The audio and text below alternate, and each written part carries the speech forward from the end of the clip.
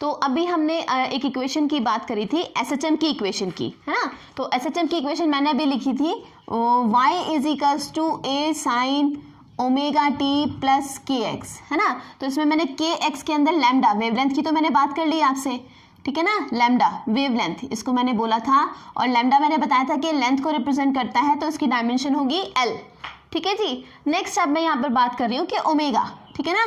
Omega से हमें term मिलती है फ्रीक्वेंसी, इसको आप याद रखिएगा, ठीक है ना। बहुत बहुत बहुत इंपॉर्टेंट है फ्रीक्वेंसी। फ्रीक्वेंसी है, यहाँ से मैं बता देती हूँ, ये तो एंगुलर फ्रीक्वेंसी बोली जाती है ओमेगा, तो ठीक है, इसको हम बोलते हैं सिंबल को ओमेगा। तो ये जो W, छोटे वाला W जॉट टाइप का जो सिंबल बन रहा है, इसको हम लोग बोलते हैं ओमेगा, और इसका फॉर्मूला होता है या तो 2π/T या फिर 2πν, ठीक है। ये 2π/T क्या रिप्रेजेंट करता है, number of revolutions in a second, ठीक है। कि पंखा है 1 मिनट के अंदर कितने वो साइकिल कवर करेगा, ठीक है ना। तो जितना ज़्यादा वो साइकिल कवर करेगा उतना ज़्यादा वो हवा हमें अच्छी देगा, ठीक है जी। तो यहाँ पर जो ये वाला फॉर्मूला और ये वाला फॉर्मूला है, अगर हम इन दोनों का कंपैरिजन देखें तो 1/T टर्म जो है वो बराबर आती है न्यू टर्म के, ठीक है ना। ये जो सिंबल है न्यू, जिसको हम बोल रहे हैं, न्यू रिप्रेजेंट्स फॉर फ्रीक्वेंसी, ठीक है जी। तो फ्रीक्वेंसी रिप्रेजेंट करता है 1/टाइम, तो फ्रीक्वेंसी की डायमेंशन हो जाएगी t-1। होपफुली क्लियर होगा आपको पार्ट, ठीक है। तो लैम्डा वेवलेंथ की डायमेंशन हो गई l, फ्रीक्वेंसी की डायमेंशन हो गई t-1। अब इससे एक इंपॉर्टेंट टर्म बनती है जो कि है आपके पास प्लैंक्स कांस्टेंट, प्लैंक्स कांस्टेंट, ठीक है। और प्लैंक्स कांस्टेंट बोलने का मतलब क्या है कि हमारे पास फॉर्मूला होता है E equals to H nu, ठीक है। तो E equals to H nu बोला तो E stands for energy, energy की डायमेंशन हम लोग पढ़ चुके हैं ml2t-2, ठीक है, मैंने अभी बताई थी आपको, इस पार्ट इधर मैंने लिखी हुई थी। H की हमें बतानी है न्यू, हमने कैलकुलेट कर लिया, जो कि कितनी है t-1, ठीक है। अब देखें t-1 एक यहाँ पर भी आएगा, t-1 एक यहाँ पर भी आएगा, दोनों कैंसिल, तो सिर्फ एक t की एक पावर बच जाएगी -1 में। तो यहाँ पर h जो प्लैंक्स कांस्टेंट है उसकी डायमेंशन हो जाएगी ml2t-1, ठीक है। ऑलवेज रिमेंबर कि आपको किसी भी क्वांटिटी की डायमेंशन याद नहीं रखनी है, आपको जस्ट फॉर्मूला हमेशा ध्यान रखना है फॉर्मूले से। क्योंकि देखिए सिंपल सी मैं आपको बात बताऊं, अगर सिंपल वर्क या फोर्स या फिर पावर की वैल्यू आपसे पूछी जाती है तो आप हमेशा उसका करेक्ट आंसर देंगे, लेकिन अगर कोई भी ऐसी क्वांटिटी आ गई है तो वहाँ पर जो है गड़बड़ हो जाती है।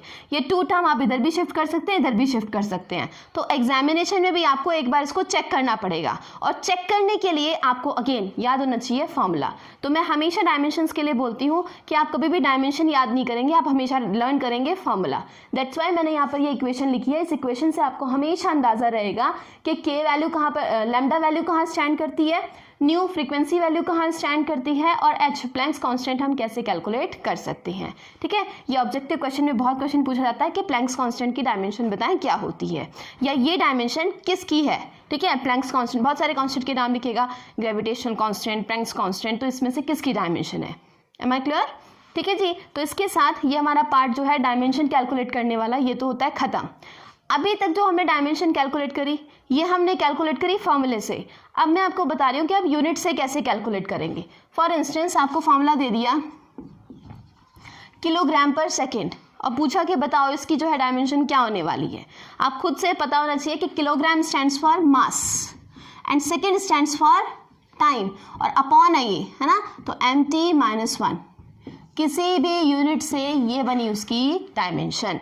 तो हम क्वांटिटी के फॉर्मूले से भी डायमेंशन कैलकुलेट कर सकते हैं, क्वांटिटी की यूनिट से भी डायमेंशन कैलकुलेट कर सकते हैं। जैसे कि वेलोसिटी की यूनिट होती है मीटर पर सेकेंड, तो मीटर स्टैंड्स फॉर लेंथ, पर सेकेंड स्टैंड्स फॉर t-1, तो lt-1। तो हम फॉर्मूला याद रखें डिस्टेंस अपॉन टाइम, हम यूनिट याद रखें मीटर पर सेकेंड, एक ही बात, दोनों से सेम डायमेंशन आएगी, ठीक है। तो आप फॉर्मूले से कैलकुलेट करें, आप यूनिट से कैलकुलेट करें, हमेशा डायमेंशन की वैल्यू आएगी सेम। नाउ कम्स, अब तो हमें डायमेंशन कैलकुलेट करना आ गया कि हम कैसे करते हैं। नाउ कम्स के what will be the application of dimension, क्या क्या इसके यूज होने वाले हैं, कहाँ हम इसको अप्लाई करेंगे। तो भाई सबसे पहला जो इसका एप्लीकेशन है वो है to check the correctness of a formula, कि किसी भी एक फॉर्मूले की करेक्टनेस को चेक करना कि मतलब वो फॉर्मूला ठीक है या नहीं है, ठीक है ना। इसमें जो फ्रीक्वेंटली मैंने देखो यहाँ पे स्टार बनाए हुए हैं, दी स्टार स्टैंड्स कि ये जो फॉर्मूला है वो किस चीज़ के लिए करेक्ट होगा, है ना, मतलब ये जो फॉर्मूला हमने लिखा है ये करेक्ट है या नहीं है, इस चीज़ की करेक्टनेस को चेक करना। तो फॉर्मूला है t = 2π√L/g। ज़रूरी नहीं है ये हमेशा टाइम के फॉर्म में ही हो, ये फ्रीक्वेंसी के फॉर्म में भी फॉर्मूला हो सकता है। तो अभी देखिए हमने यहाँ पे लिखा था न्यू = कितना लिखा था 1/t, ठीक है, और t दिया हुआ है तो उसको 1/u लिख सकते हैं, इसको यहाँ भेजो इसको यहाँ भेजो, तो यहाँ से हो गया 1/u, t की जगह क्या हो गया 1/u, ठीक है। तो 1/u किसके बराबर हो गया 2π√L/g, ठीक है जी। और ये स्टैंड करता है कि यहाँ पर हमें अगर इस फॉर्मूले की करेक्टनेस चेक करनी है तो जैसे हम मैथमेटिक्स में फॉर्मूले सॉल्व करते हैं और प्रूफ करते हैं थ्योरम्स को कि LHS = RHS, सेम यहाँ पर भी हम लोग करेंगे। पहले LHS वाली क्वांटिटीज़ की डायमेंशन लिखेंगे, फिर RHS वाली क्वांटिटीज़ की डायमेंशन लिखेंगे, और दोनों को अगर वो सेम आती होंगी तो हम लिखेंगे कि इक्वेशन मतलब LHS = RHS, hence formula is correct, ठीक है ना। ये है 11th वाला तरीका कि 11th वाले तरीके में अगर स्टेप वाइज आप ऐसे नहीं करेंगे तो आपको मार्क्स नहीं मिलेंगे, ठीक है। तो जनरली जब आपके यूनिट टर्म्स होते हैं, फर्स्ट मिड टर्म जब आपका होगा तो इस तरीके के क्वेश्चन आपको वहाँ पर देखने को मिलेंगे, ठीक है। जो एग्जामिनेशन के प्रिपेयर कर रहे हैं उनको इतना एलैबोरेट होने की ज़रूरत नहीं है, जस्ट उनको चेक करना है इधर की डायमेंशन वैल्यू रखें, देखें अगर मैच करती हैं तो ठीक है, वरना तो कोई बात नहीं, ठीक है। अब देखें कैसे चेक करेंगे। हम ऑलरेडी डिस्कस कर चुके हैं कि डायमेंशंस में 2 कांस्टेंट डायमेंशन हम कंसिडर नहीं करेंगे, पाई अगेन अ कांस्टेंट हम इसकी डायमेंशन को कंसिडर नहीं करेंगे। तो हम जो चीज़ चेक करेंगे वो हम चेक करेंगे ये कि t प्रोपोर्शनल है किसके √L/g के। इस प्रोपोर्शनल का मतलब होता है कि यहाँ जब आप इक्वल का साइन लगाओगे तो क्या है कि एक कांस्टेंट टर्म, और डायमेंशन इस कांस्टेंट टर्म की वैल्यू को नहीं बता पाता है। तो सिर्फ आपका ये जो डायमेंशन तरीका है वो फॉर्मूले की एक्यूरेसी तो बता देगा है या नहीं, लेकिन वो ये नहीं बताएगा कि एक्चुअली में वो कितनी वैल्यूज़ के ऊपर उसके डिपेंड कर रहा है। तो कांस्टेंट यहाँ पर क्या होने वाला है ये कभी भी डायमेंशन नहीं बता पाता है, ठीक है। ये इसका लिमिटेशन आ गया, ठीक है। पहला लिमिटेशन क्या हो गया, कांस्टेंट को कंसिडर नहीं करता। दूसरा, एक्चुअली में किन किन वैल्यूज़ पर वो डिपेंडेंट है ये इस चीज़ को नहीं बता पाता है, ठीक है। तो देखिए अब यहाँ पे LHS हमने कंसिडर किया टाइम, तो डायमेंशन हो गई t। RHS हमने कंसिडर किया, डायमेंशन हो गई क्या 2π की होती नहीं है, तो टर्म क्या बची सिर्फ √L/g, उसके लिए हमने लिख दिया लेंथ के लिए L, G stands for acceleration, ठीक है। क्वेश्चन जब आपको देगा तो क्वेश्चन में मेंशन रखेगा कि T stands for time, L stands for length, G stands for acceleration, ठीक है, या न्यू स्टैंड्स फॉर फ्रीक्वेंसी, ठीक है। तो फ्रीक्वेंसी की डायमेंशन हम क्योंकि देख चुके हैं कितनी है t-1, ये t-1 जब ऊपर जाएगी तो डायमेंशन बन जाएगी t, ठीक है। तो t बोले या 1/nu बोले एक ही बात है ना।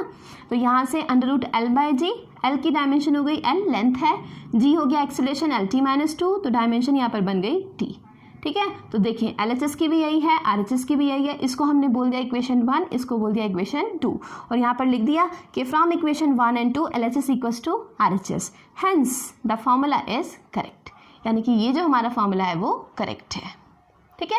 सेकंड मैंने इसमें बोला है आपसे, ठीक है ना, आप मेरे को कमेंट बॉक्स जो बॉक्स है वहाँ पर करके बताएंगे। 11th क्लास के लिए मैं बोल रही हूँ, ये 2 फॉर्मूले हैं, आप इनकी करेक्टनेस मुझे चेक करके बताएंगे। इसमें मैं सिंबल आपको बता रही हूँ किसके लिए क्या क्या स्टैंड कर रहा है। F stands for force, M stands for mass, A stands for acceleration, ठीक है। तो जो हमने आपसे 8 PM आपसे बोला है कि आपके जो नोट्स हैं वो हमारे व्हाट्सएप नंबर पर आने चाहिए, उन नोट्स में आप ये दोनों मुझे एलेबोरेट करके बताएंगे कि किस तरीके से ये क्वेश्चन सॉल्व होंगे, ठीक है ना। या आपको अगर 11th के एग्जामिनेशन में क्वेश्चन मिलेंगे तो आप इनको कैसे सॉल्व करेंगे कि ये फॉर्मूले करेक्ट है या नहीं है, ठीक है। तो F = ma, F stands for force, M stands for mass and A stands for acceleration, ठीक है जी। दूसरा क्वेश्चन है, ये तो पहला क्वेश्चन है। अब दूसरा क्वेश्चन है E = mgh, E stands for energy, M stands for mass, G stands for acceleration and H stands for height, ठीक है। हाइट हिंट दे देती हूँ, हाइट बोलेंगे तो वो भी हम अल्टीमेटली किस चीज़ को देख रहे हैं, मीटर्स में होगी हाइट, है ना, या फीट में होगी हाइट, या फीट बोले मीटर बोले सेंटीमीटर बोले इंच बोले, ये सारी चीज़ें क्या है लेंथ, ठीक है। तो हाइट भी रिप्रेजेंट करेगा L, लेंथ को, ठीक, ये 2 फॉर्मूले तो मुझे करके बताएंगे 11th वाले। अगर कोई और इस लेक्चर को देख रहा है कॉम्पिटिटिव एग्जाम की प्रिपरेशन करने वाला, उसके लिए क्वेश्चन है ये, y is equals to a sin omega T plus K X. ये आपके एग्जामिनेशन में ऑलरेडी आ चुका है, ठीक है। उसमें पूछा गया था कि ओमेगा और k का डायमेंशन क्या क्या होगा, ठीक है। ऑलरेडी मैं डिस्कस कर चुकी हूँ, ठीक है। योर होमवर्क इज कि आप मुझे ओमेगा और k का डायमेंशन बताएंगे। Am I clear? And also what will be the dimension of sine, ठीक है। साइन का डायमेंशन क्या होगा, ठीक। और इस इक्वेशन में कौन किसके इक्वल है, ठीक है। जो कंपटीशन की प्रिपरेशन कर रहे हैं वो समझ रहे होंगे जो मैं बोल रही हूँ। जब हम नया लेक्चर अपलोड करेंगे तो ये मैं वहाँ पर क्वेश्चन सारे आपको सॉल्व करके बताऊंगी, ठीक है। एग्जामिनेशन का क्वेश्चन है, बहुत बहुत बहुत इंपॉर्टेंट है, कन्फ्यूजन वाला है, ठीक है ना। जिसने डायमेंशन किया भी होता है कई बार, उसको भी नहीं मालूम होता है कि कैसे सॉल्व करेंगे, ठीक। तो आपका काम है कहीं से भी ढूंढ के आप इसको करें, ठीक है ना। एंड डू रिप्लाई मी, ठीक है। मैं आपको इसका सही आंसर कल, जो हमारा नया लेक्चर कल अपलोड होगा, उसमें मैं आपको सेंड करूँगी, ठीक है। नाउ नेक्स्ट, पहला तो हमने ये फार्मूला चेक किया, अब हम दूसरा ये फार्मूला चेक कर रहे हैं जिसमें बीच में है प्लस का साइन, ठीक है। तो ये फार्मूला जिसमें बीच में प्लस का साइन है उसे देखें। LHS में है वेलोसिटी, तो डायमेंशन होगी LT-1। RHS में है क्या, U की डायमेंशन होगी अगेन LT-1, वेलोसिटी है दोनों। ये है फाइनल वेलोसिटी, ये है इनिशियल वेलोसिटी। तो फाइनल बोलो इनिशियल बोलो, वेलोसिटी मतलब वेलोसिटी, तो डायमेंशन हमेशा होगी LT-1। नाउ कम्स AT की जो डायमेंशन है वो होगी एक्सेलरेशन इनटू टाइम, ठीक है। तो डायमेंशन अगेन हो गई LT-1। अब इसमें याद रखना, जब भी कोई इक्वेशन ऐसे प्लस या माइनस के फॉर्म में होती है वो तभी डायमेंशनली करेक्ट होगी जब v की इंडिविजुअली डायमेंशन u के बराबर हो और v की इंडिविजुअली डायमेंशन AT के बराबर हो।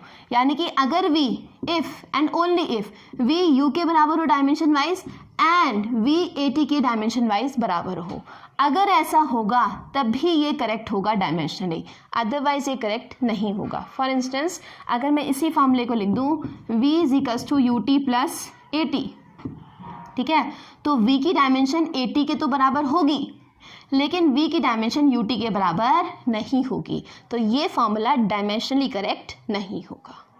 M I clear? इसी के साथ मैं एक और वेरिएशन आपको बता रही हूँ, वो भी ध्यान दें। अगर आपसे बोला v is equals to u plus AT, correct है या नहीं, तो आप बोलेंगे यस करेक्ट है, ठीक है। इसी के साथ आपसे बोला कि बताएं v equals to 2u plus AT dimensionally correct है या नहीं, तो ये नहीं याद रखना है कि आपको फॉर्मूला याद है या नहीं है, ये फॉर्मूला तो नहीं याद होता है, ठीक है ना। लेकिन इस फॉर्मूले में हमें हमेशा याद है कि v इक्वल्स टू कितना होता है, u प्लस AT। तो this formula is also dimensionally correct and this formula is also dimensionally correct. क्यों? क्योंकि आपका जो डायमेंशन है वो 2 कांस्टेंट को इंक्लूड नहीं करता है, ठीक है ना। ऑलवेज रिमेंबर, ये प्लस माइनस को भी कंसिडर नहीं करता, कॉन्स्टेंट्स को भी कंसिडर नहीं करता है, ठीक है ना। तो अगर यहाँ पे 1 2 3 4 ऐड कर दिए जाते हैं तो it will doesn't make a sense. ये डायमेंशनली तो करेक्ट होगा लेकिन वैसे करेक्ट है या नहीं, फिजिबल है या नहीं, वो अलग बात है, ठीक है। डायमेंशनली करेक्ट होगा। नाउ नेक्स्ट, इसी के साथ मैं बता रही हूँ, ये तो पहले इक्वेशन ऑफ मोशन है, ऐसे ही हमारे पास आती है दूसरी इक्वेशन ऑफ मोशन जो कि है s is equals to ut plus half AT square, ठीक है जी। तो अगर हम उसकी बात करेंगे तो वो देखें कैसे काम करती है। s इज इक्वल्स टू है ut plus half AT square, ठीक है। तो s मैं एक साथ ही लिख रही हूँ, है ना, कंफ्यूज नहीं होना है। s stands for displacement, dimension होगी L। ut stands for velocity यानी कि LT-1 and t stands for time, तो डायमेंशन हो गई इसकी, देखो t की पावर -1 t की पावर +1। +1 लिखे या ना लिखे एक ही बात होती है, तो -1 + 1, -1 + 1 कितना बन गया 0, और किसी भी क्वांटिटी की पावर 0 तो उसका मतलब होता है 1। कोई भी क्वांटिटी हो अगर उसकी पावर कितनी हो जाए 0 तो उसका मतलब होता है 1, ठीक है। तो इस क्वांटिटी को 1 से मल्टीप्लाई करेंगे तो वही रह जाएगी, तो डायमेंशन हो जाएगी सिंपली व्हाट, L, ठीक है। ये बहुत इंपॉर्टेंट पॉइंट है, मैथ्स का पॉइंट है ये, ठीक। नाउ नेक्स्ट AT स्क्वायर, भाई A stands for acceleration, half की तो डायमेंशन होती नहीं है ना, तो एक्सेलरेशन की डायमेंशन हो गई LT-2, t स्क्वायर है तो डायमेंशन हो गई T2 एंड अगेन -2 + 2 कितना आएगा, फिर से ऐड करके 0, और t की पावर 0 फिर से कितना हो जाएगा वो 1, यानी कि सिर्फ क्वांटिटी क्या बचेगी L, ठीक है। तो s की इंडिविजुअली डायमेंशन ut के भी बराबर है, s की इंडिविजुअली डायमेंशन AT स्क्वायर के भी बराबर है, hence the formula is dimensionally correct. तो यानी कि ये जो फॉर्मूला है वो डायमेंशनली करेक्ट है, ठीक है, वेदर यहाँ पे प्लस साइन है, वेदर यहाँ पे क्या साइन है, माइनस, क्योंकि डायमेंशन प्लस माइनस साइन को इंक्लूड करता ही नहीं है। ठीक है, तो इक्वेशन में प्लस हो माइनस हो, अगर इंडिविजुअली टर्म्स की डायमेंशन ही सेम है तो ठीक है फॉर्मूला, वरना फॉर्मूला ठीक नहीं होगा। ठीक है जी। Now next, this is the first application. Now comes our second application which is unit conversion. ठीक है ना, कि हमें क्वांटिटीज का क्या करना है, यूनिट कन्वर्जन। कैसे करेंगे अब हम यूनिट कन्वर्जन? ये तो फर्स्ट एप्लीकेशन था, फॉर्मूले को चेक करना कि फॉर्मूला ठीक है या नहीं है। ठीक है ना। नाउ नेक्स्ट कम्स कि हमें चेक करना है कि भाई जो इनकी यूनिट्स हैं वो कैसे होंगी। तो ऑलरेडी मैंने आपको यूनिट्स वाले चैप्टर में बताई थी 2 यूनिट्स। ठीक है ना, एक थी फोर्स की जूल, सॉरी फोर्स की थी न्यूटन और एनर्जी की थी जूल, जो कि दोनों थी एसआई यूनिट। ठीक है, इनको हमने कन्वर्ट करना था कौन सी में, सीजीएस में। ठीक है, तो हम किसी भी फॉर्मूले की यूनिट्स को कैसे चेक करते हैं और वो कैसे इक्वेट होती हैं, ज़रा उनकी बात करते हैं। ठीक है, देखिए सेकेंड यूज़ आ गया इसका। ठीक है ना, यूनिट कन्वर्जन, यूनिट कन्वर्जन।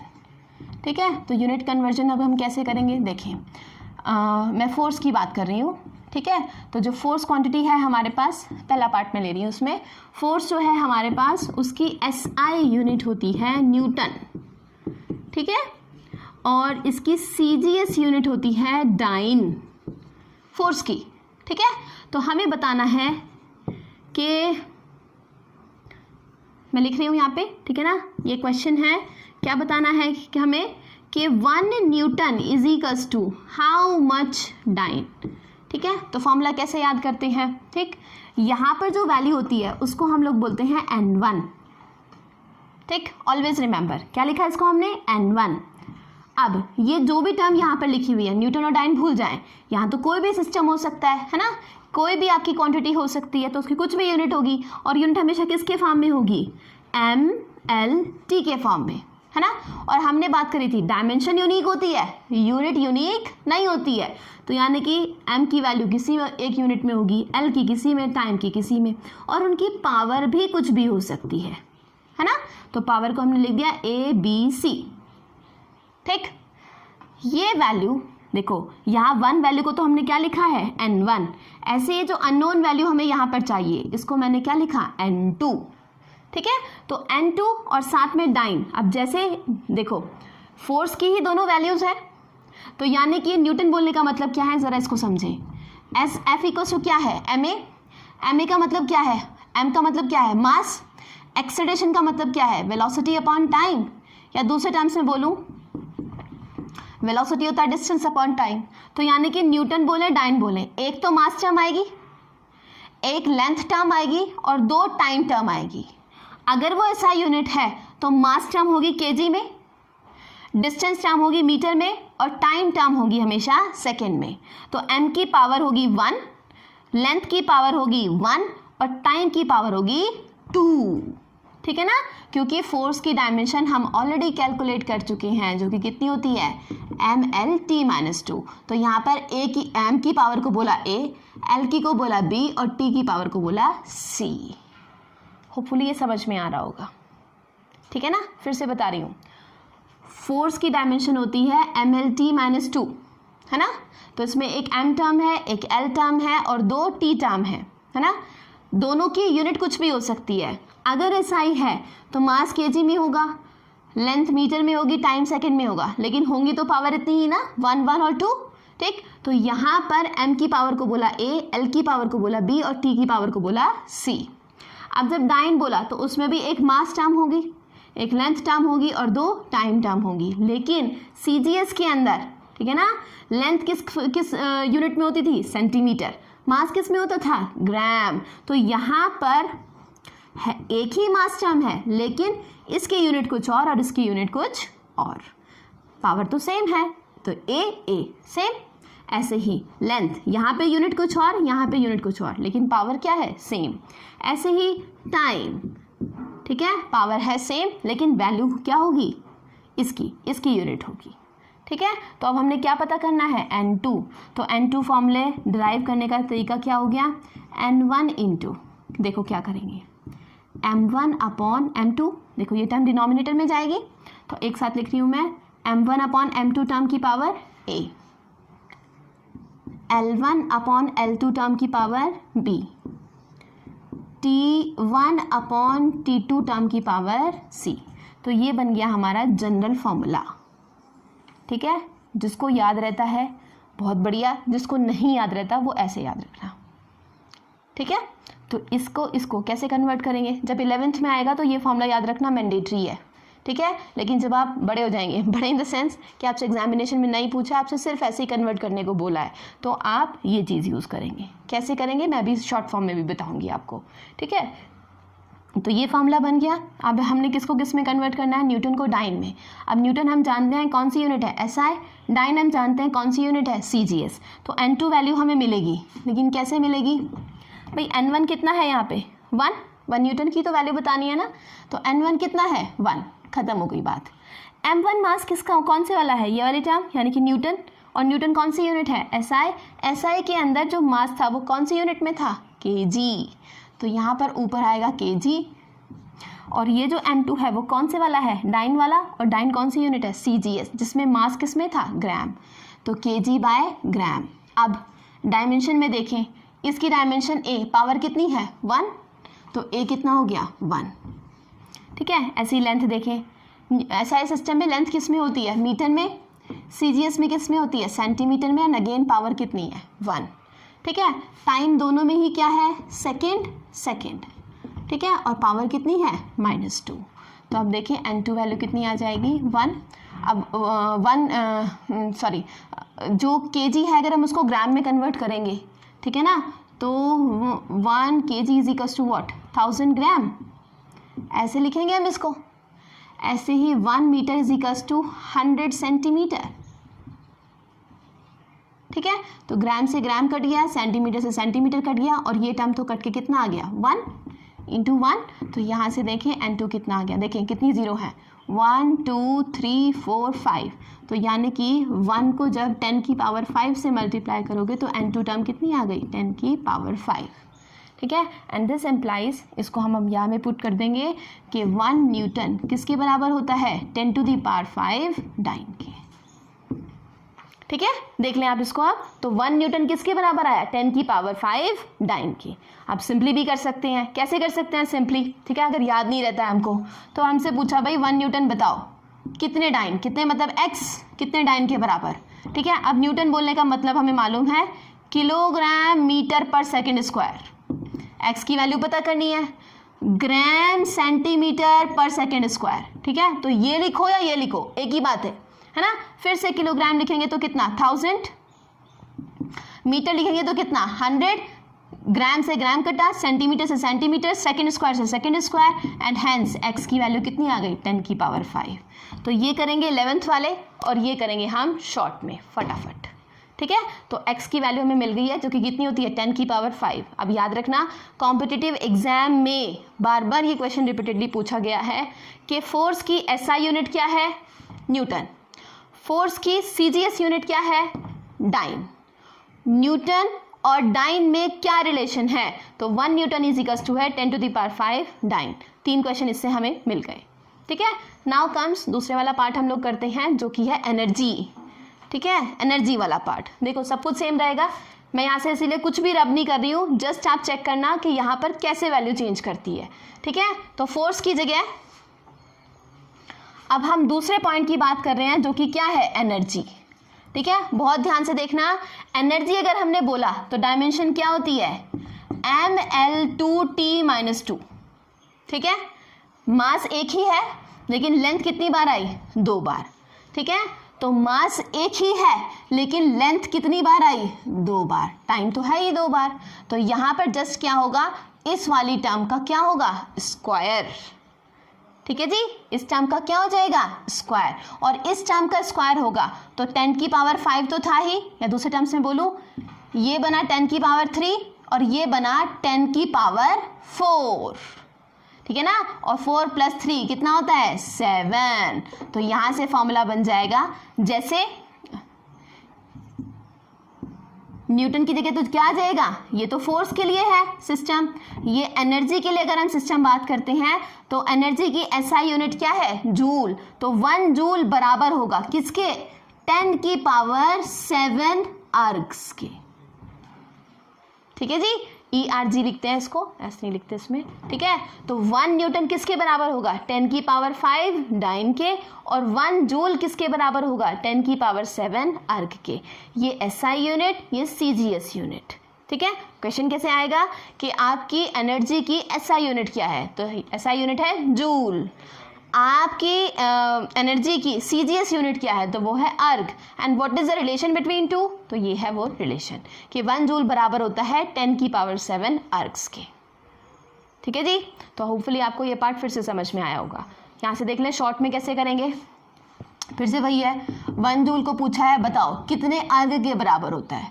अब जूल के लिए किलोग्राम, लेकिन यहाँ पर क्या आएगा, मीटर स्क्वायर, और फिर सेकंड की पावर -2। एक्स बताना है, फिर से किलोग्राम, फिर से ग्राम, क्योंकि अर्ग कौन सी यूनिट है, CGS, ग्राम सेंटीमीटर का स्क्वायर और सेकंड की पावर -2। तो किलोग्राम को ग्राम में कितनी जीरो, 3, मीटर को सेंटीमीटर में 2 जीरो ये, और क्योंकि 2 बार स्क्वायर है ना तो 2 बार रिपीट होगा ये x, तो x कितना आ जाएगा, 10 की पावर 7। तो यहाँ पर वैल्यू आ गई हमारे पास क्या, 10 की पावर 7। तो 1 जूल बराबर होता है 10 टू द पावर 7 अर्ग्स के, ठीक है जी। ये पार्ट है सबसे आसान, तो ये होपफुली आपको आया होगा समझ में, ठीक है। अब आपने मेरे को क्या बताना है, ऑलरेडी आपको मालूम भी है, ठीक है। आपने मुझे करके बताना है वेलोसिटी, ठीक है ना। वेलोसिटी के लिए जो स्टैंडर्ड यूनिट होती है, ठीक है, वो होती है मीटर पर सेकेंड, ठीक है। स्टैंडर्ड बोलने का मतलब होता है SI, ठीक है ना, अगर हम कंसिडर करते हैं तो, ठीक है जी। आपको मुझे बताना है कि अगर वेलोसिटी की वैल्यू है 8 मीटर पर सेकेंड, ठीक है, तो इस वेलोसिटी की वैल्यू किलोमीटर पर आवर में क्या होगी, ये आंसर आप मुझे बताएंगे, ठीक है जी।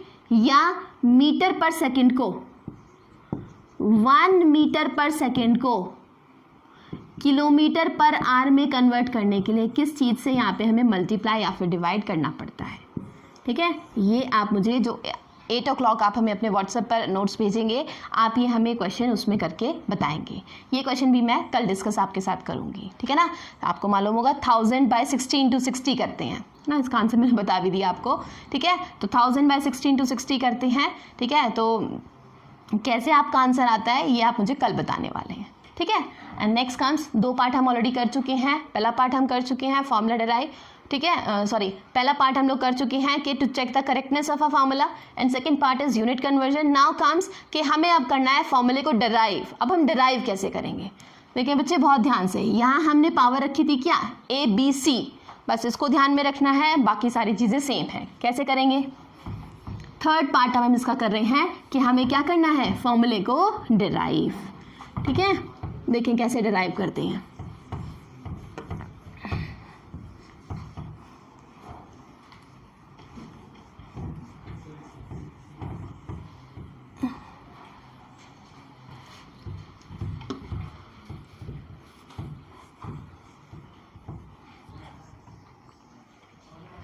देखिए बच्चे, हमें बोला थर्ड डिराइव अ फॉर्मूला, ठीक है। मैंने ऑलरेडी एक फॉर्मूला लिखा था यहाँ पे, उसी को हम लोग डिराइव करेंगे कि T = फॉर्मूला आपको दिया है 2π√L/G,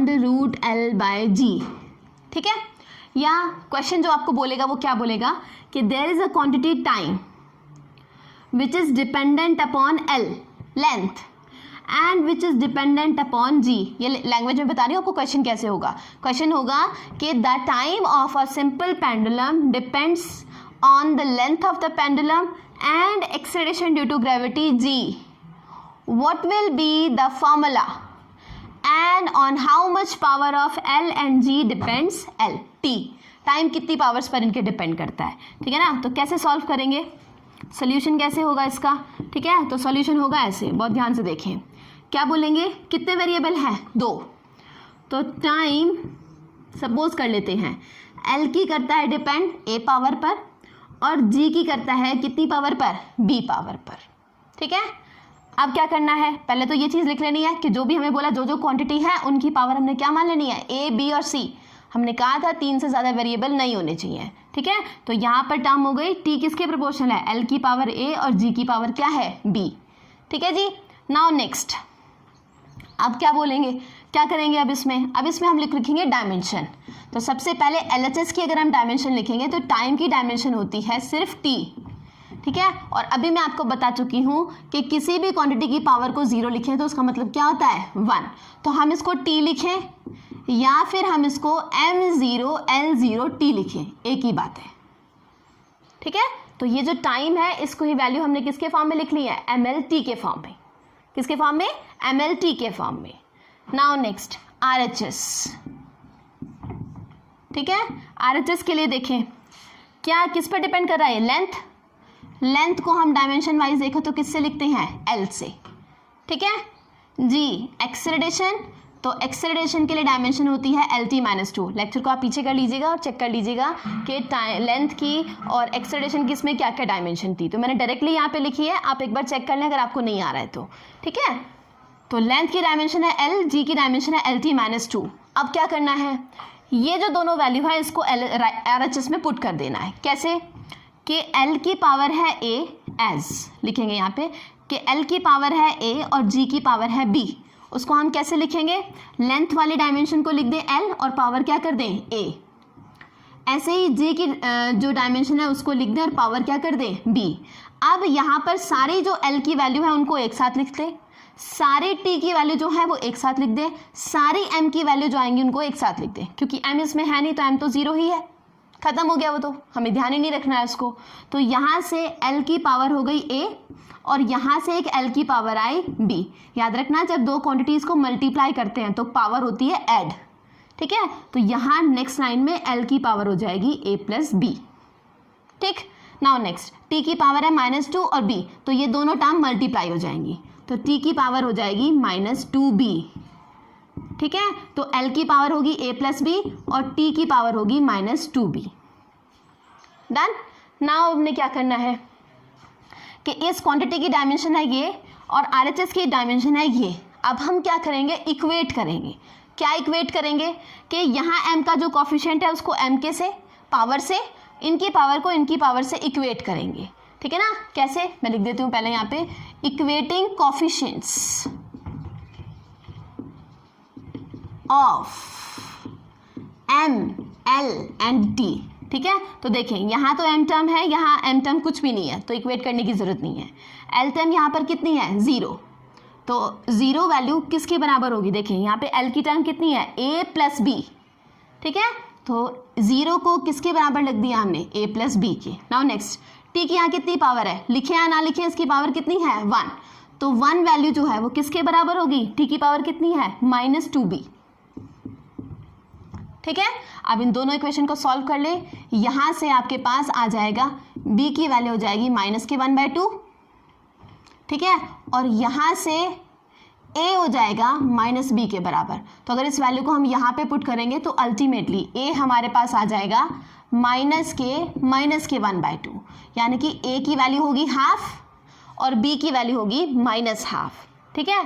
और ये वैल्यू अगर हम कहाँ पर पुट कर दें, फर्स्ट इक्वेशन में, ठीक है। तो हमारे पास आ जाएगा फॉर्मूला, पुट इन फर्स्ट, ठीक है। तो फर्स्ट में पुट करेंगे तो T प्रोपोर्शनल किसके आएगा, L की पावर A था, A वैल्यू कितनी आई, हाफ, G की पावर कितनी थी B, और B हमारे पास कितना आया है -½ तो यहाँ से T का फॉर्मूला बन गया। अब याद रखना हाफ का मतलब क्या होता है, रूट, है ना, और इसकी पावर माइनस है तो मतलब ये कहाँ जाएगा, अपॉन में। तो यानी कि T प्रोपोर्शन हो गया किसके, √ लगाएंगे और क्या लिखेंगे, L/G। याद करें जब मैंने आपको बताया था पहले वाला पार्ट, इसका यूज़ जो बताया था जिसमें हम क्या कर रहे थे, फॉर्मूले को चेक कर रहे थे कि whether your formula is correct और नॉट। तो वहाँ पर फॉर्मूला लिखा था T = 2π √L/G, और हम ऑलरेडी डिस्कस कर चुके हैं कि डायमेंशन कांस्टेंट को कंसिडर नहीं करता। तो ये T की ये तो बता देगा कि L और G पर कैसे डिपेंड है, लेकिन 2π वैल्यू को ये कंसिडर नहीं करता है। तो यहाँ से हमारे पास अल्टीमेटली फॉर्मूला आ गया कि T is proportional to √L/G।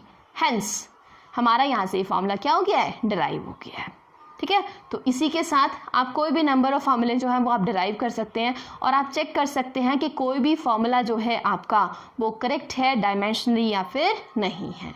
तो इसके साथ हमारा जो तीसरा यूज़ है डायमेंशन का वो भी होता है ख़त्म। ठीक है जी। तो डायमेंशन वाला जो पार्ट है वो सिर्फ इसलिए इम्पॉर्टेंट है कि आप किन्हीं भी चीज़ों की डायमेंशन कैसे बता सकते हैं, ठीक है ना। और किन्हीं भी चीज़ों की डायमेंशन बताने का क्या मतलब है कि आपको ये पता होना चाहिए कि फॉर्मूला क्या है उस क्वांटिटी का। अगर फॉर्मूला पता है या फॉर्मूला नहीं पता है तो यूनिट पता है, तो यूनिट से भी हम उसकी डायमेंशन को क्लियर कर सकते हैं कि वो क्या होगा, ठीक है। होपफुली ये वीडियो आपको पूरा समझ में आया होगा। आपके कोई भी अगर डाउट्स हैं या कोई भी आपके दिमाग में कुछ और क्वेश्चन चल रहे हैं तो you can jot down them on the comment section, ठीक है। और मैं हमेशा वीडियो में बोलती हूँ नंबर ऑफ सब्सक्राइबर्स को इंक्रीज़ कीजिए सो दैट हमारा जो मोटिवेशन है वो लेवल थोड़ा बढ़ जाए और हम आपके लिए और अच्छे नए नए वीडियोस डेली हम बेसिस पर लेकर के आ सकें, ठीक है। तो do like share and subscribe करना बहुत ज़रूरी है भाई, ठीक है ना। वीडियो देख रहे हैं लेकिन सब्सक्राइब नहीं कर रहे हैं, please do subscribe the channel. और ये जो हमारे वीडियोज़ हैं आपके लिए बहुत बेनिफिशियल हैं। कोई भी आपके डाउट होते हैं उनको भी हम डाउट रिमूवल सेशन आपके लिए कर सकते हैं, ठीक है। तो आपके जो भी अच्छे आइडियाज़ हैं those are welcome and do share these videos, ठीक है। Thank you.